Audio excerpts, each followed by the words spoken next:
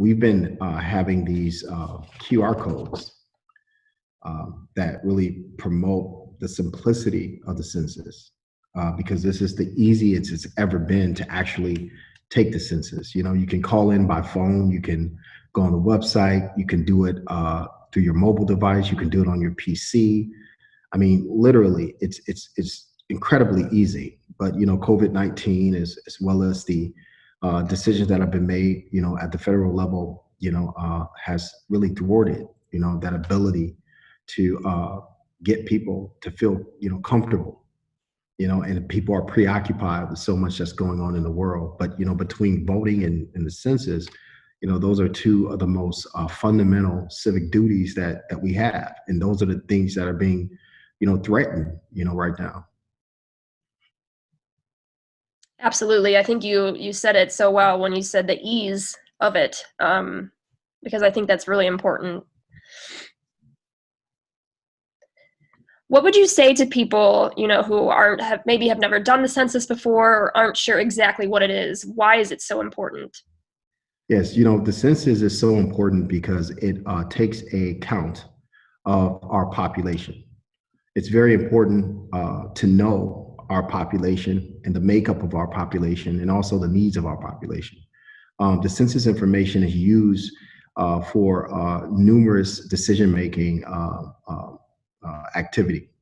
Just to give you an example, one, it determines the appropriation of representatives at the federal level, you know, from state senators to Congress, representation in Congress, et cetera. And that's all based on population. If your numbers are low, you can lose representation in Washington, D.C. And God knows that the city of Cleveland and our region cannot afford to lose representation. Also, it has a lot to do with the distribution of resources for programs that are needed in our community, you know, whether it's SNAP, you know, it has an influence on where business is located. The data that's gathered from the census, you know, is something that retailers and others use, you know, so there's a lot of information that the census, you know, provides for decision making and for the marketing, you know, of our city, you know, so it's something that I think people need to take very seriously and understand that, you know, without getting an accurate count, you won't be accounted for. You know, imagine having a household where you have, you know, 10 kids, but financially you're only accounting for 5. You're going to have some problems. And it's that deficit that cities experience with respect to, we have X number of, you know, people counted in the census, but actually we have X number of needs, you know, that can be a conflicting prospect. So I think part of what we have to do is make sure that when we fill out our census form, people have to understand that that means that you matter, that you count, that you're acknowledged, that your family is acknowledged. And I think that's very important. You know, the ease of this year's census specifically. Are there any other places people can go to fill out their census, or what do you think the best way to do it is? Yeah, so there's multiple ways in which you can fill out your census form, and it depends on you as an individual. You can actually call the census office, and they can take your census information over the phone. You can go to 2020census.gov and fill it out online. You can actually go to your mobile device and fill out the form. There are census takers that are coming out into neighborhoods right now to fill out the census form. But I would encourage particularly seniors out there and others who are considered like the hard to count populations in hard to count neighborhoods. And just let me explain to you what we mean when we say hard to count.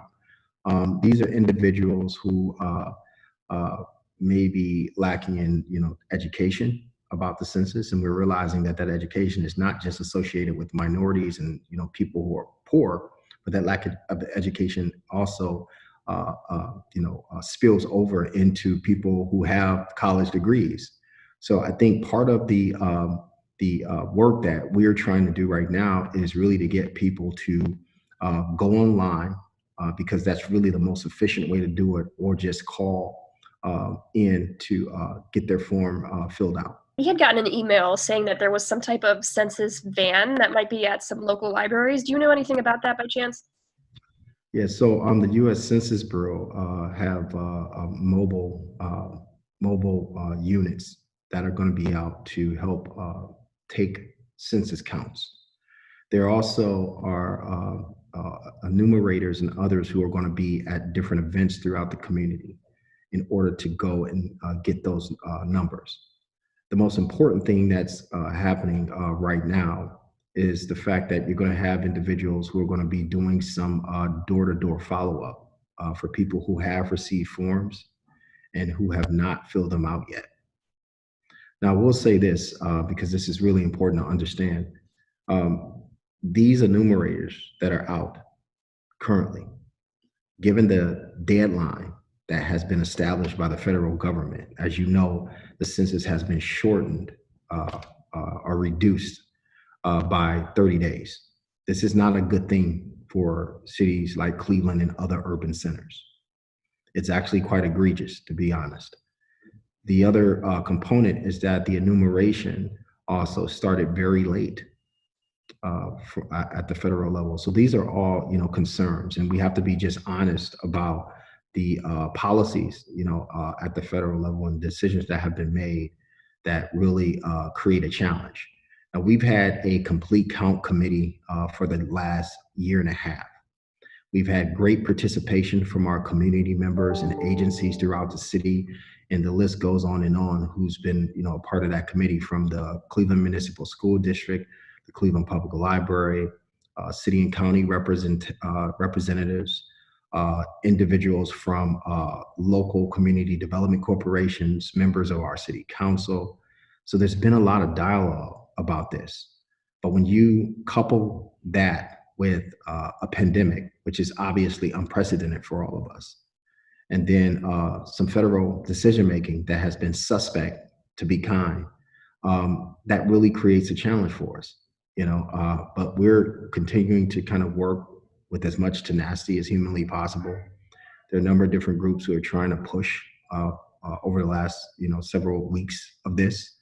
The local media, you guys are critical. I wish that you could have conversations every day up until September 30th, or at least an indicator to people that you need to get online, you need to fill out this form, and really get people to understand that there's $675 billion at stake. That's going to be divided up. How it's divided up is going to depend on whether or not you fill out that form and let people know that you matter and that you need to be counted. It's been quite the year. There's a lot going on right now. People are distracted, Mhm. especially when you want to be able to reach, the people in the different communities. What do you think? What do you think the best way to do that is? I can tell you what's been done, and I think some other things. One of the things that we try to do is meet people where they are, particularly during the pandemic. So we've been recently launching a effort to connect with restaurants in our business districts, and really, share these sort of QR codes that you see here, just to make it easy for people, because we want to target where people are congregating. So if you're in line waiting for a meal, or if you're at a table dining, you can just scan your phone and take 5 minutes and fill out the form, and you're done. It's that practical. The other thing that we've been doing a lot of is radio, looking at urban radio stations. So Radio One has been a tremendous community partner with respect to getting the message out to those hard to count populations. The other thing that we've been doing, the mayor has been doing a lot of messaging himself on his daily media messages that he has out about COVID-19 and other pertinent city issues. So that has been very important to us. The other thing is a lot of our partner organizations, the Cleveland Foundation and others, have been doing a lot of grassroots activities. So in order for this to work and help to get our numbers up, it takes everyone being involved, sort of all hands on deck.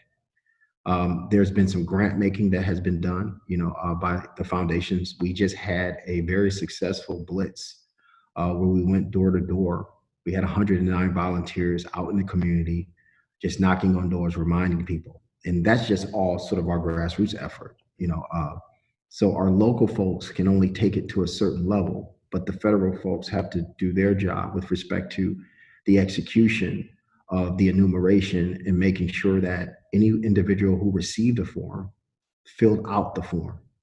This is an endeavor that you can't do in a vacuum, and it takes a lot of collaboration. But one of the big lessons, Brooke, that I think we have to learn from all of this is that we can't wait until it's time to conduct a census to conduct the census. We have to be educating people in between decades. We have to really start to focus on our schools and get students understanding the importance of voting and the importance of filling out their census form. And if our kids understand it, it starts to change the culture, the less advocacy we have to make every decade because our kids would know and understand the responsibility. So I think this is going to be a lesson, for us all to be proactive. We need lessons in civics back in schools, and we need to start to engage our population, from the time that they're young. Are you happy so far with the number of people that have already submitted their census? I think the last number I saw was about 65 or 60. Is it 50? It's 50 in Cleveland and Okay. about 65 at the county and about 68 at the state. Now, this is a very low turnout nationally. It's probably one of the lowest, if not the lowest turnout nationally. What we want to do is try to get the most accurate count and the most complete count as possible. So you asked me, am I happy? Absolutely not. We're not happy with those numbers. We understand the circumstances that we're in. But again, I think too, it goes back to what I was saying previously about when something matters, you get it done. And I think that people need to know that it matters. And as they discover the importance of things, pandemic, whatever the case may be, you tend to do what you have to do, and I just think that we're at a point where we are not happy with the numbers, not just Cleveland, but, county, state, national, because the goal is to get an 100% count, but, we're going to continue to work, until the door shuts. And I think that regardless of the outcome, we have to reflect on that. And I think as a nation, as a community, we all have to course correct, and not just for the census, on a number of different issues. Is there anything else that you think we need to get across to our viewers that we haven't talked about already today? I would just say to people, there's a lot of going on. We have a lot of pressures on us as a community and as a society. But this is a time where we need to, step up. We need not sit idle, and we need to impact change. There has been a lot of expression that has happened over this summer with respect to the racial issues that we're facing in our nation. But there are things that we can do, and we need to step up and do those things. People need to get out and vote in November. You need to fill out your census forms. It takes a few minutes. Regardless of your socioeconomic status, everyone has a mobile device. You can scan your mobile device, you can call, you can log on to www.2020census.gov and fill out that form. It only takes 5 minutes, and it means the world, and it's really going to set the tone for us over the next decade.